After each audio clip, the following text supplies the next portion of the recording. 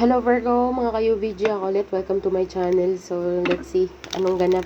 Anong ganap kay Virgings? Sana po ay okay lang kayo. At saka yung boses ko sana po ay okay lang. So, tingnan po natin Virgo kung anong ganap sa'yo. Sun, Moon, Rising in Venus sign. Maaari pong naganap na, magaganap pa lang, or kasalukuyang nagaganap po, okay? So, sa energy po, wala po tayong gender Virgo. Para po clear. Bahala na po kayo kung saan kayo lalapag dyan at kung paano niya ipiperceive ang reading. Okay. Huwag kong pilitin kung hindi po para sa inyo, hi Virgins. Okay, kung nakaresonate naman po, alam nyo na po yung galawan. So, let's see. For my Virgo Collective. Virgo Collective, Sun, Moon, Rising, and Venus sign. Anong ganap?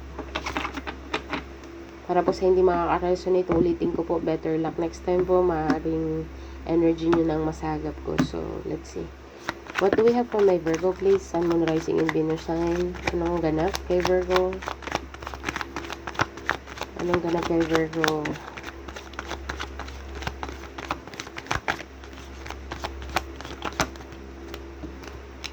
Three of Cups and the Justice card, Virgo. Tell me more. Reconciliation, community, friendship, celebration. Justice card is all about law, cause and effect. Karma card. Justice will be served. All about truth. Eight of Cups. Walking away. So, we'll see. Five of Pentacles. Someone is feeling left out, Virgo, or feeling alone, or lack of finances. Yun ang nakikita ko dito. Merong nag-walk away dito sa sitwasyon. Meron din ditong law. Merong karma. Merong community card, friendship card, celebrating card. Let's see. Clarify the Three of Cups.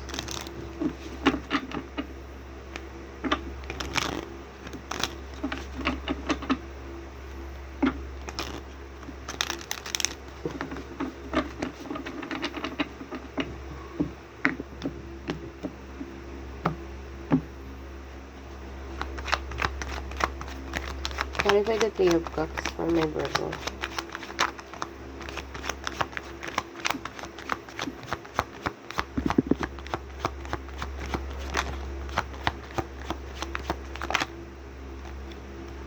Knight of Cups. Really.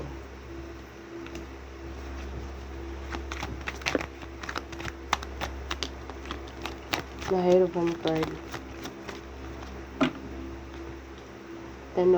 Ten of Pentacles and the Hierophant. So, Virgo, sa nakikita ko dito, there is a celebration, okay, regarding sa marriage dito, or family reconciliation, or graduation, I don't know, but there is something celebrating here. Group of people, community, okay. But for some of you, the relatives, or reconciling with the people you know, or the people you love, the people that is close to you. Together with the Hierophant card, Virgo. Let's see, clarify more, the Hierophant. Two of Pentacles.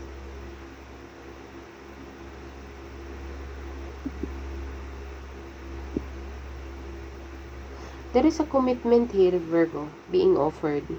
Merong commitment na offer dito. Okay. Marami akong scenario na nakukuha dito.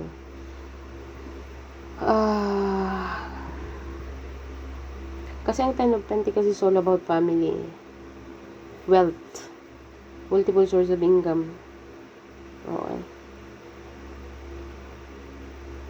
But someone here is seeing you like you're complete.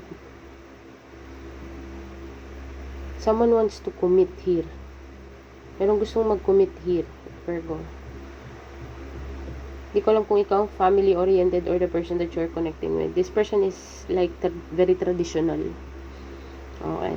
But at the same time, siguro merong ditong, kasi may Two of Pentacles together with the Hierophant card.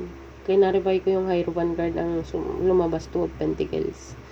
So, kung sino man tong Knight of Cups, Virgo, na gusto makapag-reconcile sa'yo, this person is thinking about having a family with you, generational. Kasi ang alam niya, parang feeling niya, siguro, ikaw ang missing piece sa, niya, growth niya. Okay. Hindi ko alam kung nakikita ka nito as family-oriented or anong tawag dyan?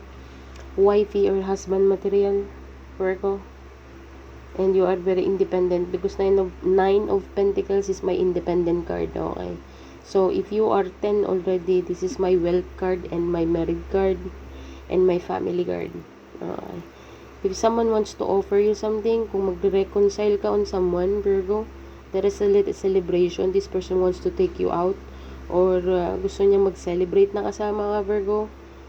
This person sees you like the 10 of Pentacles.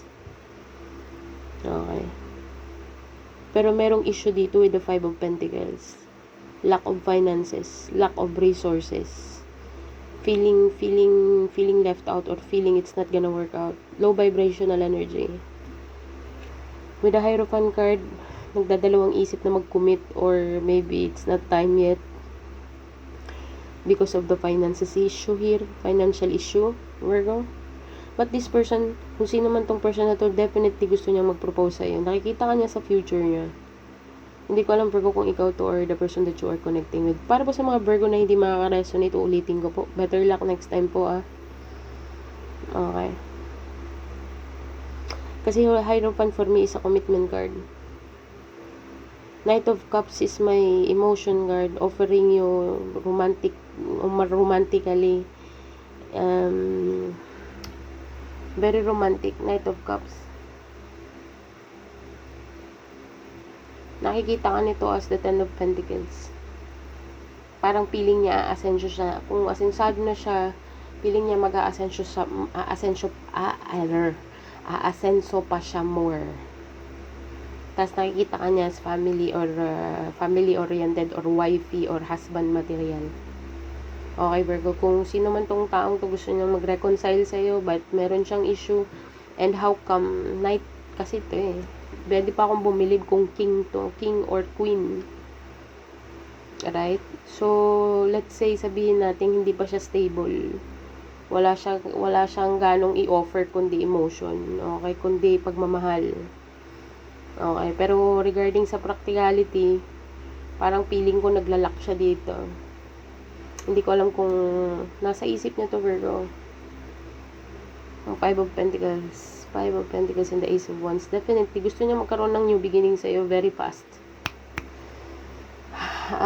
But, nagdadalawang isip kasi meron tayong 2 of Pentacles and the Hierophant card. Minsan, parang feeling ko, meron siyang naiisip na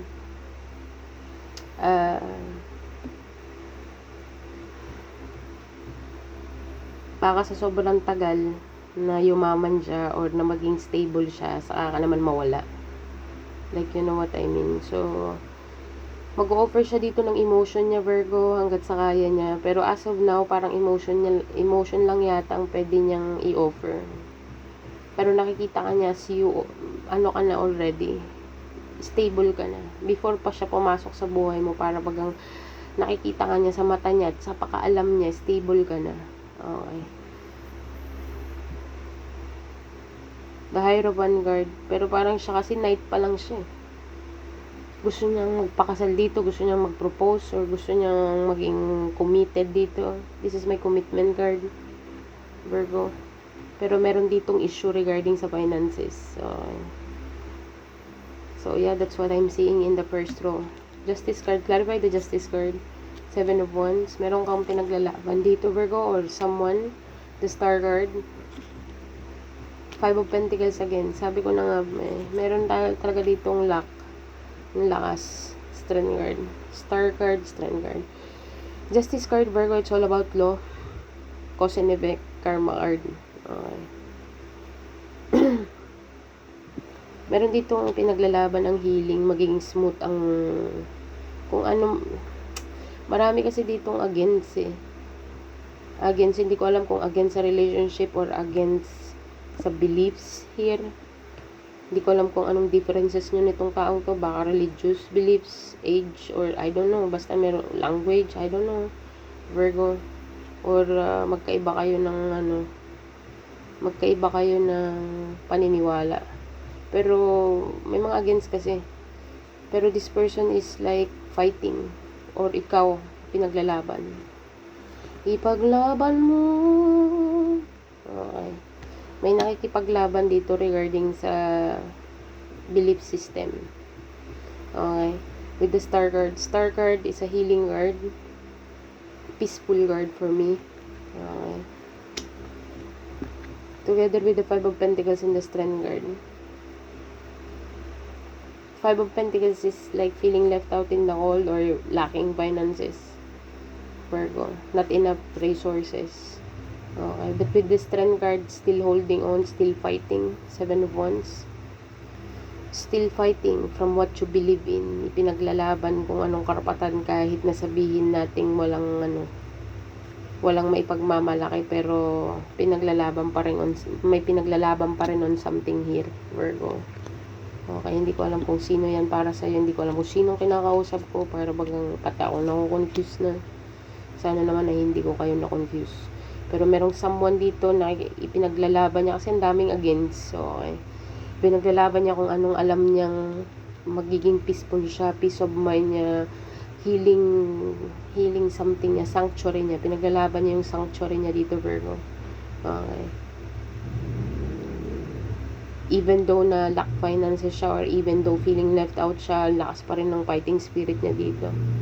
Hindi ko alam kung ikaw yan or taong connected sa'yo, Virgo. So, clarify the Eight of Cups. Eight of Cups is a walking away card. No longer serving you, Virgo. Hindi ko alam kung ikaw yan or person. Wow, Six of Cups. Past person or nostalgic card. Ace of Swords, soulmate card as well. Two of Swords to the Ace of Swords, Virgo.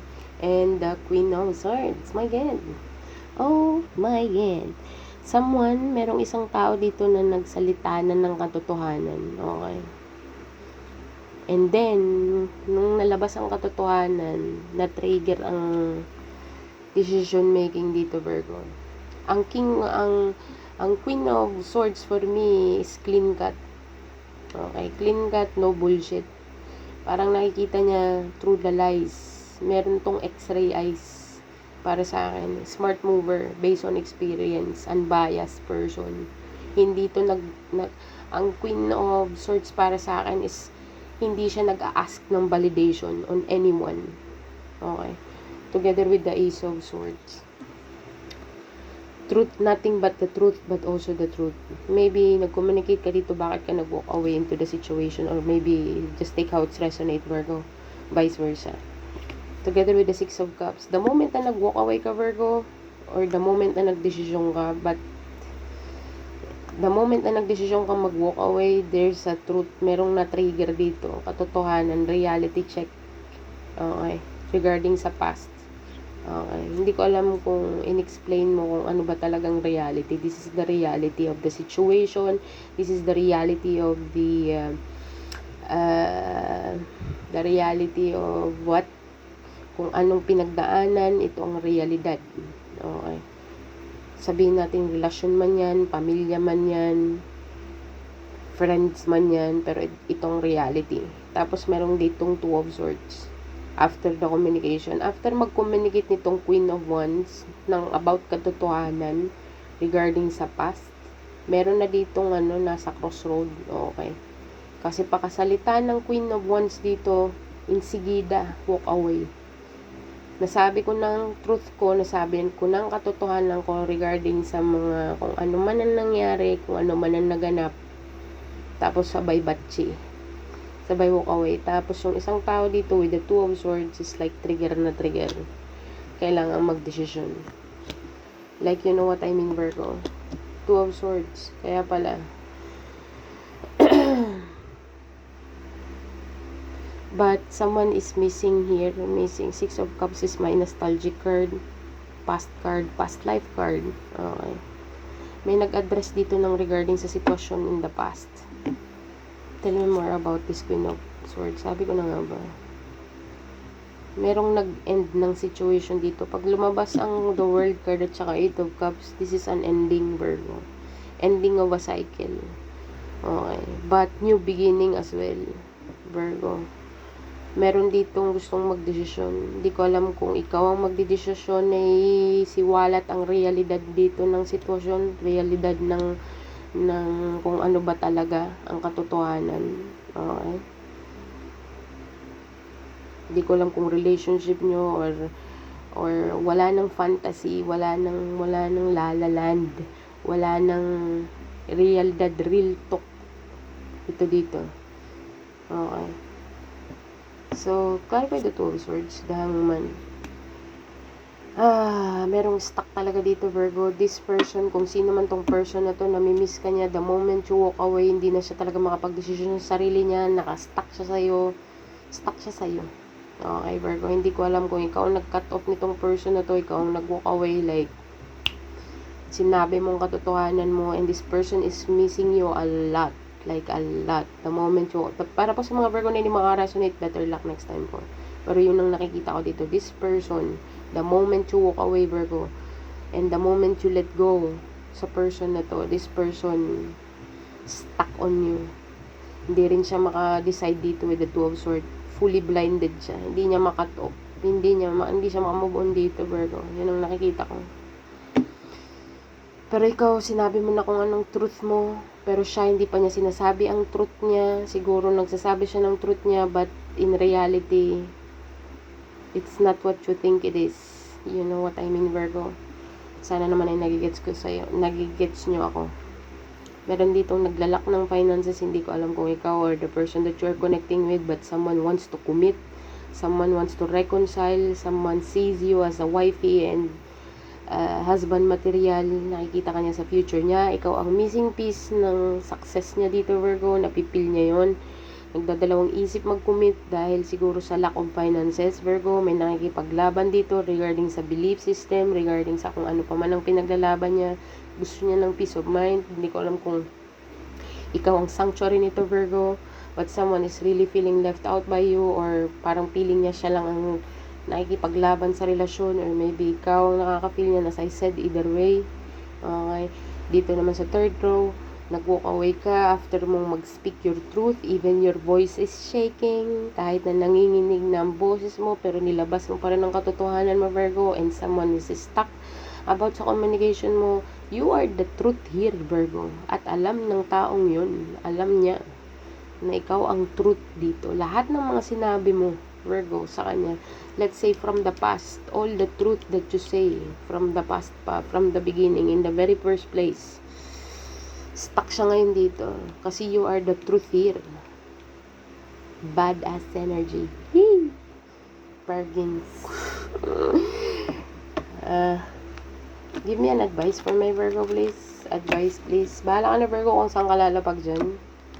So, yes. Let's see.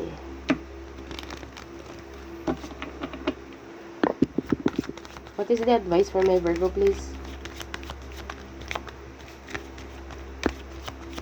What is the advice for my Virgo?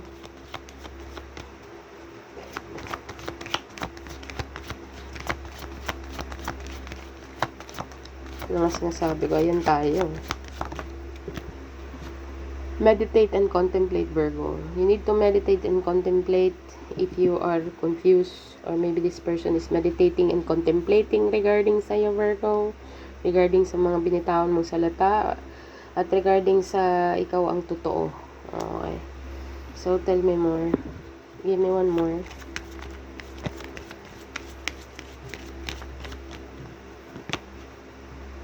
A new time, a time for healing, Virgo. Hindi ko alam kung ikaw ang nag-heal or this person is nag-heal siya or gusto niyang i-heal ang situation sa'yo, Virgo. Yun ang nakikita ko dito. And don't let pride get in your way. Hindi ko alam kung sino ang malakas, mataas ang pride. Okay? Expect some powerful change at the bottom of the deck, Virgo. So, bahala ka dyan kung saan may sisiksik ang sarili mo dyan, Virgo. Saan ka makaka-resonate. So, tingnan natin kung ano ang angel message number mo, Virgo. Angel message for my Virgo, please. Angel message number. Angel message number for my Virgo.